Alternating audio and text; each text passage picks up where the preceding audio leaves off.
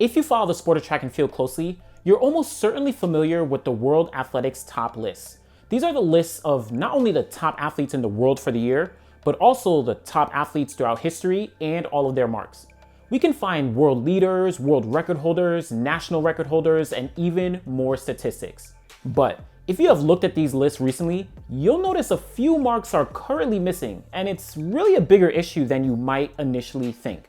For example, the 60-meter dash times of Ishmael Cohn and Kobe Hilton, both of whom ran 6.51 seconds over the past few weeks, are nowhere to be found.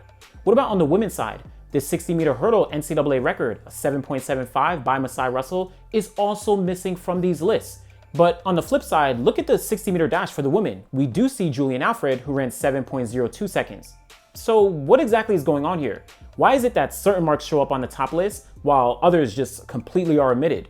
Well, in December 2022, World Athletics changed the rules of the sport at their annual council meeting. The rules would lead to implementation of the World Ranking Competition Framework. Now, the relevant change here is that World Athletics would not recognize any results for any of its statistics purposes unless they were achieved at competitions and in the special events listed on the global calendar. Well, what exactly is the global calendar? Well, this is a calendar where all meets around the world will be tracked by World Athletics for those statistical purposes. You can see on the calendar here that there are a plethora of meets from all around the world. But there's one specific problem. If we look at the meets listed in the United States, right now, there's only a couple indoor track meets listed there. Now, of course, you have your big meets like USA's, NCAA championships, Milrose, New Balance, but there are only a handful of regular season NCAA meets. No meets at Clemson, Texas Tech, Kentucky, not even the SEC championships are listed, right? Or any conference championships for that matter. They're not on this list. So going back to the rules, because these meets are not on the global calendar, none of the marks produced there will count.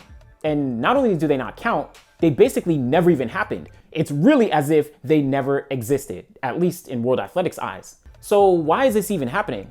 Well, as noted, World Athletics is continuing to build out its World Rankings Competition Framework. And I personally suspect in an effort to not only track all the meets that are occurring around the world, but to confirm each meet is both legit and following World Athletics protocol, it needs everyone around the world to submit meets to this global calendar. Now, there are so many meets around the world, they couldn't possibly handle all of them, so they really leave it up to the national federations to do the submission process. So for example, in the United States, meets have to submit their information and get accredited with USATF. So the application to get on that global calendar is not as simple as just filling out an online form and submitting your details. Apparently, at least in the United States, meets have to get sanctioned, and getting sanctioned, again, especially in the United States, is a lot trickier than you think, especially when we're talking about things like doping control rules, liability insurance, and all kinds of different things that go into holding a meet. And one big factor here is that USATF and the NCAA have very different doping control rules. Not saying that one is more relaxed than the other or one is more strict than the other, just saying that it's different. But that's getting into the weeds. I suggest you check out this Twitter thread from Pole Vault Power that goes in depth with the history and issue as to why this thing is happening. I'll link it in the description below for you to check that out. The point is, getting your meet on the World Athletics calendar is not easy for meets in the United States, more specifically in the NCAA, and it's affecting more than just NCAA athletes. First of all, NCAA athletes' marks are not only being ignored by World Athletics, but they aren't being counted as qualifying marks for potential international competitions or championships later on this season. This year, there's no World Indoors, but if a meet is not on the calendar, no marks for that meet would count towards the World Championships, possibly the Pan American Games, or other major championships or competitions that are happening in 2023. Look at a school like Texas Tech. None of their meets are on this calendar, so technically, none of their marks are considered legit by World Athletics until they run at the NCAA championships, which is the only meet on the calendar. But not only NCAA athletes, but this is a big deal for foreign NCAA athletes. There are tons of athletes from other countries who compete in the NCAA. Now many of their marks don't count, and they potentially won't be able to qualify for global championships, or even have their national records that they set this year recognized internationally by World Athletics. And this isn't a hypothetical. We literally just saw Ishmael Kone set a national record for Côte d'Ivoire in the 60-meter dash, but it's not on the World Athletics list. And so that's just the NCAA, but what about professional athletes? Remember, many pro athletes, both American and international, compete at NCAA meets, right? Because they're easily accessible and especially during the indoor season. Now, many of their marks just simply won't count. And remember, being a pro in track and field doesn't mean you have the money or the status to be able to just travel to a big meet and get a lane at one of these meets like Millrose or New Balance. And so of course that's in the United States, but this goes for the rest of the world as well.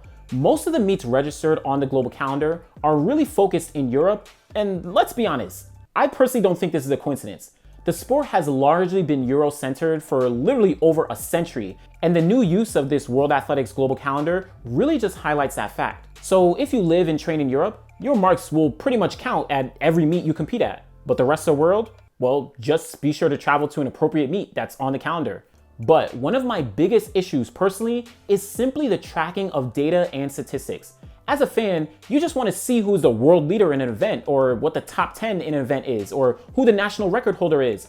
But with this change, I can't even see the correct data. You'll now have to compile data from World Athletics and TFRS, All Time Athletics, and whichever results sites you use to be able to get an accurate understanding of who ran what and where they ran it. And if this is connected to the world rankings, honestly, if World Athletics would want to have a focus, of course, on those world rankings, in my opinion, they should just accept the meets as they are, allow the results to be listed, but then put something like a big letter X or something like that just to note that it doesn't count for world rankings. But the results being fragmented now really seems like a step backwards for the sport and really for fans and followers in general.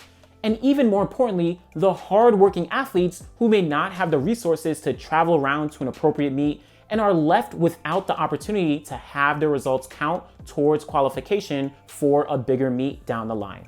So just to quickly recap, a bunch of NCAA marks are not showing up on the World Athletics top list because the meets those marks occurred at are not listed on the World Athletics global calendar.